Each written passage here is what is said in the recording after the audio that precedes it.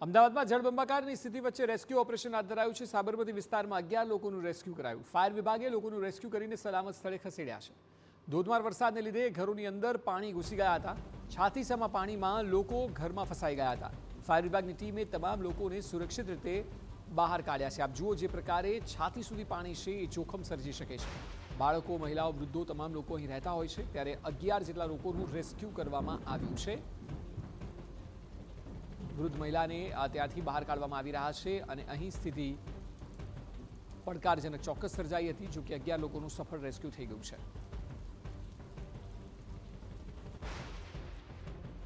મહિલાઓ અને વૃદ્ધોને ખાસ કરીને પહેલી પ્રાયોરિટીમાં બહાર કાઢવામાં આવ્યા, કારણ કે સ્થિતિ વધુ કફોડી હતી। છાતી સુધીના પાણી તો આપ જોઈ શકો છો કે જ્યાં ફાયરના જવાનો ઉપસ્થિત છે તેઓ લોકોને નહીં ગભરાવાની અને આરામથી રેસ્ક્યુ માટે સહકાર આપવાની વાત થઈ રહી છે, કારણ કે લોકો પેનિક ન થાય એ પણ જરૂરી છે।